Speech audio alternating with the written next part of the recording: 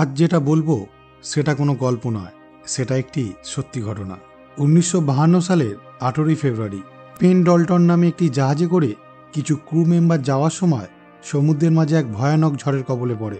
প্রচণ্ড ঝড়ের ফলে সমুদ্রের জল এতটাই উত্তাল হয়ে উঠেছিল, সেই জলের ঢেউয়ের ধাক্কায় জাহাজটি দুই ভাগে ভাগ হয়ে যায় আর আস্তে আস্তে জলের নিচে তলিয়ে যেতে শুরু করে। আর সেখান থেকে বেঁচে ফেরার তাদের কাছে কোনো উপায় ছিল না। এই সত্যি ঘটনার উপর ভিত্তি করে 2009 সালে একটি বই লেখা হয়, যার নাম দ্য ফিনেস্ট আওয়ার। আর 2016 সালে ওই বইটির উপর ভিত্তি করে দ্য ফিনেস্ট আওয়ার নামে একটি মুভি বানানো হয়, যেটা আমেরিকার কোস্টগার্ড ইতিহাসের সেরা সাহসিকতার ঘটনা। আর আজ আমি হাজির হয়েছি সেই রুদ্ধশ্বাস সার্ভাইভাল মুভিটির গল্প নিয়ে। আর এই গল্পটি শুরু করবার আগে হ্যালো বন্ধুরা, আমি Soumyajit and welcome to the HTV story. Movie শুরু হয় 1951 সালের নভেম্বর মাসের সময় দেখিয়ে। সেখানে দেখা যায় বার্নি নামে একটি ছেলে তার বন্ধু গাছকে সঙ্গে নিয়ে একটি মেয়ের সাথে দেখা করতে এসেছে। সেই মেয়েটির সাথে বার্নি অনেক আগে থেকেই ফোনে কথা বলতো, কিন্তু তারা এই প্রথমবার সামনাসামনি দেখা করতে এসেছে। আর এই জন্য বার্নি অনেকটা নার্ভাস ফিল করছিল, কিন্তু তার বন্ধু তার মনে সাহস দেবার পর সে রেস্টুরেন্টের ভেতরে মেয়েটির সাথে দেখা করতে যায়। রেস্টুরেন্টের ভেতরে ঢুকেই সে একটি মেয়েকে দেখতে পায় আর তাকে জিজ্ঞাসা করে, তুমি কি মিরিয়াম? মেয়েটি বলে, না, আমি তার বান্ধবী। মিরিয়াম ওই পাশে আছে। এরপর বার্নি মিরিয়ামকে দেখে তার দিক থেকে আর চোখ সরাতে পারে না, কারণ সে তার কল্পনায় মিরিয়ামকে যতটা সুন্দর ভেবেছিল, মিরিয়ামকে দেখতে তার থেকেও সুন্দর ছিল।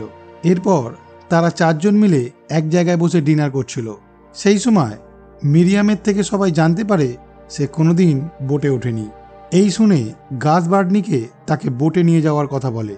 আর এই শুনে বার্নি সেই রেস্টুরেন্টেই থাকা একজনের কাছে তার বোটটা চাইতে যায়। আর এখানেই আমরা জানতে পারি বার্নি একজন কোস্টগার্ড। আচ্ছা, এখানে বলে রাখি, যারা নৌসেনাতে কাজ করে তাদেরকে কোস্টগার্ড বলা হয়। বোট চাইতে গেলে তখন সেখানেই থাকা নিকারসন নামে একজন বার্নিকে উপহাস করতে থাকে। আর সেখানেই আমরা জানতে পারি ঠিক 1 বছর আগে একটি ঝড়ের রাতে কিছু মানুষ সমুদ্রের মধ্যে আটকা পড়েছিল, আর তাদেরকে বাঁচানোর দায়িত্ব বার্নির ওপর পড়েছিল, কিন্তু বার্নি তাদেরকে বাঁচাতে পারেনি। আর তাদের মধ্যে একজন ছিল নিকারসনের জামাইবাবু। আর সেই জন্যই সেই থেকে তার বার্নির ওপর এত রাগ। এরপর তারা চারজন একটি বোটে উঠে সময় কাটায়। এর ঠিক 3 মাস পর 17ই ফেব্রুয়ারি বার্নি আর মিরিয়াম একটি পার্টিতে যায়। আর সেখানেই মিরিয়াম বার্নিকে বিয়ের প্রস্তাব দেয়। এই শুনে বার্নি কি বলবে বুঝতে পারে না। তারপর বার্নি বলে, এটা ভাবার জন্য আমার কিছুদিন সময় লাগবে। আর এই শুনে মিরিয়াম সেখান থেকে বেরিয়ে বাইরে চলে আসে।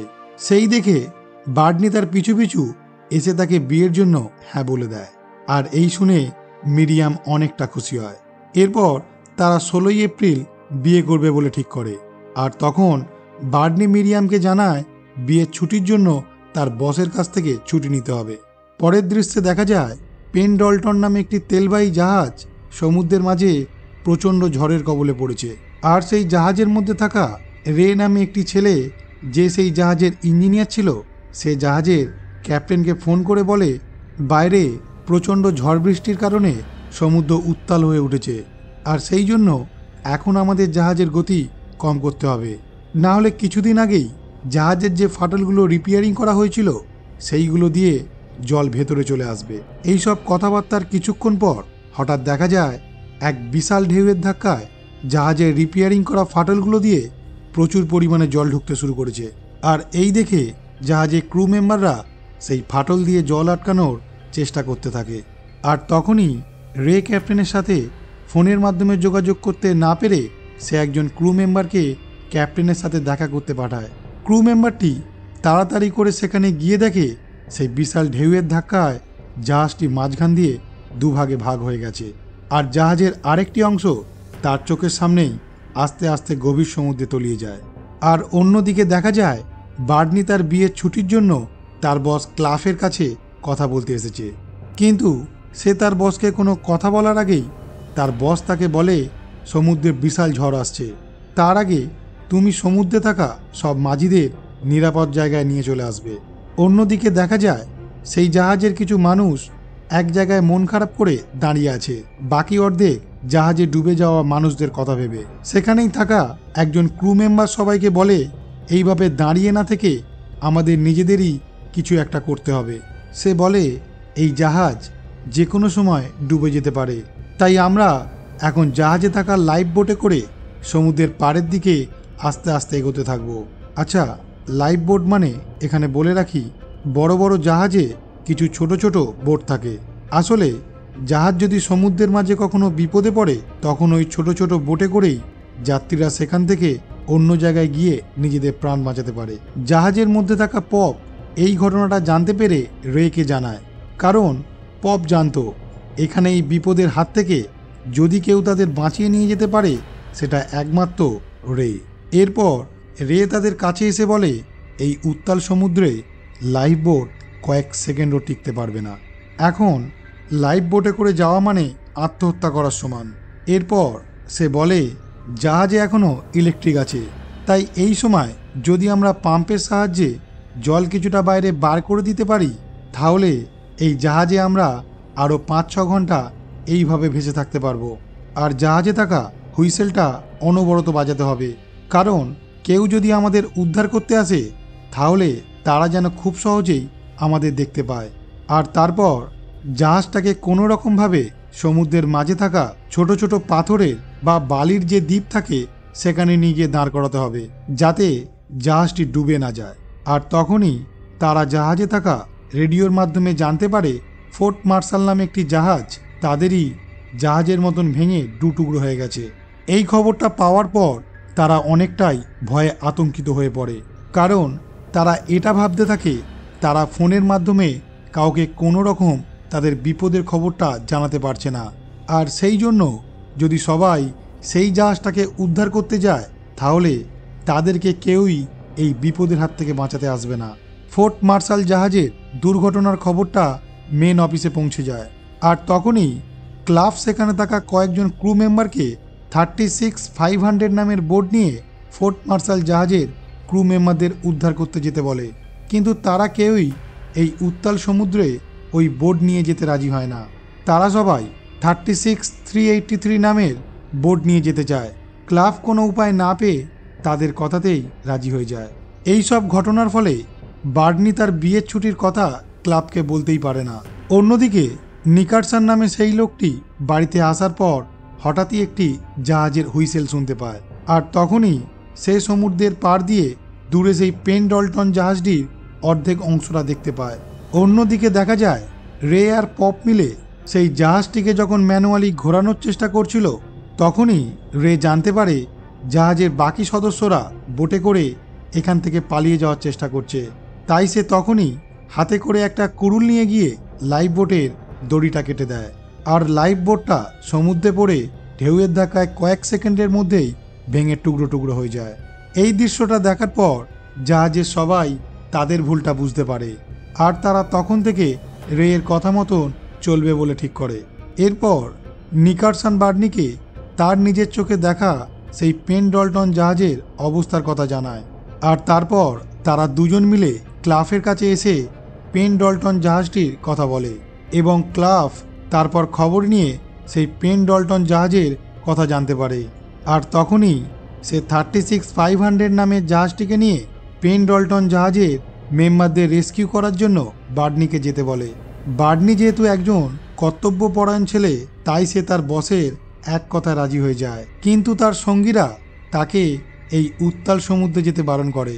তারা বলে, তুমি বোট নিয়ে সমুদ্রে কিছুটা গিয়ে এপাশ ওপাশ করে আবার ফিরে আসবে, আর এসে ক্লাফকে বলবে তুমি অনেক খোঁজাখুঁজি করার পরেও তাদের খুঁজে পাওনি। কিন্তু বার্নি তাদের কোনো কথা না শুনে বোট নিয়ে সমুদ্রে যাবে বলে ঠিক করে। বার্নির সাথে প্রথমেই যেতে রাজি হয় রিচি। এরপর গাছ যেতে চাইলে বার্নি তাকে বারণ করে, কারণ তার শরীর খারাপ ছিল। তারপর ফিটস নামে একজন তার সাথে যেতে রাজি হয়, কিন্তু এরপরেও বার্নির আরও একজনকে লাগবে, আর ওখানে থাকা কেউই বার্নির সাথে যেতে রাজি হয় না। এই দেখে সেখানেই বাইরে থেকে আশ্রয় নিতে আসা এক কোস্টগার্ড অ্যারভিন তাদের সাথে যেতে রাজি হয়। এরপর বাইরের আবহাওয়া খারাপ দেখে মিরিয়াম বার্নির অফিসে তার সাথে কথা বলার জন্য ফোন করে, কিন্তু বার্নি সেই ফোন না ধরে একটি ছোট্ট বোটে করে সবাইকে নিয়ে উত্তাল সমুদ্রে তার মিশনে বেরিয়ে যায়।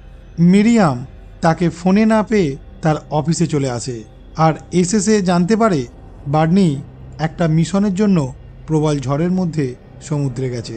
তখনই মিরিয়াম পাশে থাকা রেডিওতে বার্নির গলা শুনতে পায়, আর তখন মিরিয়াম সেখানে থাকা সবাইকে জিজ্ঞাসা করে বার্নি কি বলছে।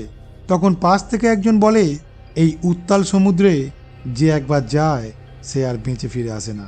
এই শুনে মিরিয়াম ক্লাফের কাছে গিয়ে তাকে বারবার বলতে থাকে সে যেন বার্নিকে এই মুহূর্তে সমুদ্র থেকে ফিরে আসতে বলে। এই শুনে ক্লাফ মিরিয়ামকে তার রুম থেকে বার করে দেয়। সেই দুঃখে মিরিয়াম সেখান থেকে বেরিয়ে খুব জোরে গাড়ি নিয়ে আসার সময় একটা বরফের স্তূপে ধাক্কা মেরে দেয়। অন্যদিকে দেখা যায় সেই পেনডলটন জাহাজের দুজন মেম্বার জাহাজের বাইরে বৃষ্টির মধ্যে দাঁড়িয়ে আছে, ছোট ছোট পাথর বা বালির দ্বীপ খুঁজে বার করার জন্য। আর তারা হঠাৎই তাদের থেকে কিছুটা দূরে একটা পাথরের দ্বীপ দেখতে পায়, আর তার লোকেশন তারা একের পর এক ক্রু মেম্বারের সাহায্যে রের কাছে পৌঁছে দেয়। এরপর তারা যখন সেই লোকেশনের দিকে যাচ্ছিল তখনই একটা বড় ঢেউ এসে তাদের জাহাজের উপর ধাক্কা দেয়, আর তাদের জাহাজের গতিপথ আবারও পরিবর্তন হয়ে যায়। অন্যদিকে দেখা যায় বার্নিরা যখন সেই ছোট্ট বোট নিয়ে ভাঙা জাহাজটিকে সমুদ্রের মধ্যে খুঁজছিল তখন তারা এই উত্তাল সমুদ্রকে দেখে এতটাই ভয় পাচ্ছিল তারা নিজেদের ভয় কাটানোর জন্য নিজেদের মধ্যে একটা গান গাইতে শুরু করে। ঠিক তখনই ঝড়ের মধ্যে উত্তাল সমুদ্র থেকে বড় বড় ঢেউ আসছিল তাদের দিকে। তারা চারজনে কোনো রকমভাবে তাদের বোটটিকে ঢেউয়ের হাত থেকে বাঁচিয়ে সামনের দিকে এগিয়ে যায়। এরপর তারা সবাই বুঝতে পারে তারা আরেকটুর জন্য মৃত্যুর মুখ থেকে ফিরে এলো। অন্যদিকে দেখা যায় পেনডলটন জাহাজটির অবস্থা আরও খারাপ হতে শুরু করেছে। তখনই রে বুদ্ধি খাটিয়ে সবার সাহায্যে জাহাজটিকে একটি বড় ঢেউয়ের কাছে নিয়ে যায়, আর সেই ঢেউয়ের ধাক্কায় জাহাজটি আস্তে আস্তে সেই ছোট্ট পাথরের দ্বীপের ওপর চলে যায়। আসলে রে জানতো তারা সবাই কোনো রকমভাবে যদি জাহাজটিকে সেই ছোট্ট পাথরের দ্বীপের ওপর নিয়ে যেতে পারে তাহলে জাহাজটিতে তারা আরও কিছুক্ষণ ঠিকঠাকভাবে থাকতে পারবে। অন্যদিকে মিরিয়াম রাস্তার একটি গাড়ির কাছে সাহায্য চায়, আর সেই গাড়িতে থাকা একটি মহিলা প্রচণ্ড ঠান্ডার কারণে তাকে তার বাড়িতে নিয়ে আসে, আর তাকে বলে তুমি কিছুক্ষণ আমার বাড়িতে বিশ্রাম নাও, ততক্ষণে আমার ভাই তোমার গাড়িটা সারিয়ে নিয়ে চলে আসবে। সেই বাড়ির মধ্যেই তাদের দুজনের কথাবার্তার মাধ্যমে আমরা জানতে পারি মেয়েটি নিকারসনের বোন, আর তার স্বামীকেই আগের বছর উত্তাল সমুদ্র থেকে বার্নি বাঁচিয়ে আনতে পারেনি। এরপর মেয়েটি যখন জানতে পারে মিরিয়াম বার্নির গার্লফ্রেন্ড তখন সে মিরিয়ামকে বলে আজ আমার ভাই প্ল্যান করে বার্নিকে এই উত্তাল সমুদ্রে পাঠিয়েছে, তুমি মনে সাহস রাখো, বার্নি একজন ভালো মানুষ, তার কিচ্ছু হবে না। এর কিছুক্ষণ পর নিকারসন সেখানে এসে মিরিয়ামকে বোঝাতে চেষ্টা করে তার জন্য বার্নি আজ গভীর সমুদ্রে যায়নি। তখন মিরিয়াম তাকে বলে আমি জানি, আসলে এটা তার ডিউটি। এই বলে মিরিয়াম সেখান থেকে চলে যায়। অন্যদিকে দেখা যায় রাত হয়ে গেছে, আর বার্নিদের জাহাজের নেভিগেশনটাও ঢেউয়ের ধাক্কায় নষ্ট হয়ে গেছে, তাই তারা কোন দিকে যাচ্ছে বুঝতে পারে না। সেই দেখে রিচার্ড বার্নিকে বলে এখন আমাদের এখান থেকে ফিরে যাওয়া উচিত, কারণ আমরা এই অন্ধকারে বিনা নেভিগেশনে বোট নিয়ে কোন দিকে যাচ্ছি কিছুই বুঝতে পারছি না, আর এরপরও যদি আমরা সেই জাহাজটাকে খুঁজে না পাই তাহলে আমরাও এই উত্তাল সমুদ্রের মধ্যে মারা যাব। ঠিক সেই সময় তারা তাদের বোটের আলোটা জ্বালতেই হঠাৎই দেখতে পায় তাদের বোটের সামনেই সেই পেনডলটন জাহাজটি। এরপর তারা বোট থেকে সেই জাহাজটির ওপর টর্চ মারলে সেই টর্চের আলোয় জাহাজে থাকা মানুষগুলি জাহাজের ডেকের উপর চলে আসে, আর তারা সবাই মনে মনে অনেক আনন্দ পায়, কারণ তারা এবার মৃত্যুর হাত থেকে বেঁচে যাবে। কিন্তু জাহাজের এত মানুষকে দেখে বার্নি চিন্তায় পড়ে যায়, কারণ তার বোটে মাত্র 22 জনকে নিয়ে যাওয়া যাবে, আর বাকি 11 জনকে তাকে এখানেই রেখে দিয়ে যেতে হবে। বার্নি তখন সিদ্ধান্ত নেয় তারা যদি এখান থেকে বেঁচে ফেরে তাহলে সবাই একসাথে বেঁচে ফিরবে, আর যদি এখানে মরতে হয় তাহলে সবাই একসঙ্গেই এখানে মরবে। এরপর বার্নি তাদের সবাইকে এক এক করে জাহাজ থেকে তার বোটের উপর চলে আসতে বলে। তারা যখন জাহাজ থেকে দড়ির মাধ্যমে বোটের ওপর নামছিল তখনই তাদের মধ্যে থেকে একটি ছেলে ওপর থেকে বোটের ওপরে পড়ে সেখানেই মারা যায়। এটা দেখার পর সবাই ভয় পেয়ে যায়। এরপর রে তাদের সবার মনে সাহস দেয়, আর তারপর তারা সবাই আস্তে আস্তে সেই বোটের উপরে নেমে আসে। আর তারপর সেই বোট থেকে সবাই দেখে তাদের জাহাজটি আস্তে আস্তে জলের নিচে তলিয়ে যায়। তারপর বার্নি সেই ছোট্ট বোটে করে 32 জনকে নিয়ে যখন সামনের দিকে এগিয়ে যাচ্ছিল, তখন সে চিন্তায় পড়ে যায়, কারণ তার জাহাজে থাকা নেভিগেশনটি আগেই খারাপ হয়ে গিয়েছিল। তাই সে এখন এই অন্ধকারে তাদের নিয়ে কোন দিকে যাচ্ছে কিছুই বুঝতে পারে না। সেই সময় বোটে থাকা একজন বার্নিকে জিজ্ঞাসা করে, তুমি নেভিগেশন ছাড়া আমাদের এই জাহাজটিকে খুঁজেই বা পেলে কিভাবে? তখন বার্নি তাকে বলে, আমি শুধু ঢেউয়ের সাথে সাথে সামনের দিকে এগোচ্ছিলাম আর মনে মনে ভগবানকে ডাকছিলাম, আর হয়তো ভগবানই তাকে এই জাহাজের কাছে পৌঁছে দিয়েছে। বার্নি আরও বলে যে আমি এখনও জানি না আমি তোমাদের নিয়ে কোন দিকে যাচ্ছি, আমি এখনও মনে মনে ভগবানকেই ডাকছি আর সামনের দিকে এগিয়ে যাচ্ছি। আশা করি ভগবান সঠিক একটা পথ দেখাবে। কিন্তু তখনই বার্নির কাছে ক্লাফের ফোন আসে। বার্নি ফোন ধরেই ক্লাফকে জানায়, আমি পেনডলটন জাহাজের 32 জন মেম্বারকে বাঁচিয়ে নিয়েছি এবং আমি তাদের নিয়ে ফিরছি। এই শুনে ক্লাফ বার্নিকে বলে, তোমায় এখন সবাইকে নিয়ে তীরে আসতে হবে না, তুমি বরং তাদের সবাইকে সমুদ্রের মাঝে যে ফোর্ট মার্শাল নামের জাহাজটি আছে সেই জাহাজে নামিয়ে দাও। কিন্তু বার্নি এই কাজটা করতে রাজি হয় না, কারণ সে অনেক কষ্টে তাদেরকে সেই জাহাজ থেকে বাঁচিয়ে নিয়ে ফিরছে। সে কখনোই আবার সমুদ্রে ফিরে গিয়ে তাদেরকে অন্য জাহাজে রেখে আসতে পারবে না। আর সেই জন্যই বার্নি ফোনটিকে ইচ্ছা করে বন্ধ করে দেয়। আর এই প্রথমবার সবাই দেখে বার্নি তার বসের কথা না শুনে সে তার নিজের মনের কথা শুনে কাজ করছে। এরপর বার্নি সবাইকে বলে, তোমরা কোনো চিন্তা করো না, আমি ঠিকই এই উত্তাল সমুদ্রের হাত থেকে তোমাদের বাঁচিয়ে সবাইকে বাড়ি পৌঁছে দেব, তোমরা আমার ওপর একটু বিশ্বাস রাখতে পারো। এরপর দেখা যায় ঝড় থেমে গেছে আর সমুদ্র শান্ত হয়ে গেছে। তখন বার্নি সবাইকে বলে, এখন আমাদের ভয়ের কিছু নেই, এখন শুধু আমাদের হাওয়ার গতিপথ আর উপকূলের আলো অনুসরণ করে চলতে হবে, তাহলেই আমরা খুব সহজেই তীরে পৌঁছে যেতে পারবো। অন্যদিকে দেখা যায় পুরো শহরের বিদ্যুৎ চলে গেছে আর পুরো শহর অন্ধকারে আচ্ছন্ন হয়ে রয়েছে। বার্নি যে আলোর কথা বলছিল সেই আলো এখন অন্ধকারে পরিণত হয়েছে। ঠিক সেই সময় মিরিয়াম আর শহরের মানুষেরা সেই সমুদ্রের উপকূলে এসে তাদের আপনজনদের জন্য অপেক্ষা করতে থাকে। সেই সময় মিরিয়াম তার গাড়ির হেডলাইটটি সমুদ্রের দিকে করে জ্বালিয়ে রাখে, আর তার দেখা দেখি শহরের প্রতিটি মানুষ তাদের গাড়ির আলো সমুদ্রের দিকে করে জ্বালিয়ে রাখে। আর শেষ পর্যন্ত দেখা যায় বার্নিরা সেই গাড়ির আলো দেখতে পেয়ে সবাই আনন্দে মেতে উঠেছে। আর বার্নিদের দেখেও শহরের সকল মানুষ আনন্দে ফেটে পড়েছে। বার্নিরা যখন সবাইকে নিয়ে উপকূলে ফিরে আসে, তখন শহরের সবাই বার্নি আর তার 3 সঙ্গীর নাম ধরে জয়ের ধ্বনি দিতে থাকে। বার্নিকে দেখতে পেয়ে মিরিয়াম সোজা এসে তাকে জড়িয়ে ধরে, আর তারপর তারা তাদের ঠিক করা তারিখেই বিয়ে করে। আর বিয়ের পর তারা দুজন একসাথে 58টা বছর সুখে শান্তিতে সংসার করে। অবশেষে 2009 সালে 81 বছর বয়সে বার্নি মারা যায়। বার্নি, রিচি, ফিটজ আর অ্যারভেন তাদের এই সাহসিকতার জন্য গোল্ডেন লাইফ সেভিং মেডেল পেয়েছিল। আর এই মুভিটি এখানেই শেষ হয়। এই মুভিটি দেখার পর আমি একটাই কথা বলবো, জীবনে কোনো কিছু চেষ্টা না করে হেরে যাওয়ার থেকে চেষ্টা করতে গিয়ে মরে যাওয়া অনেক সুখের এবং গর্বের।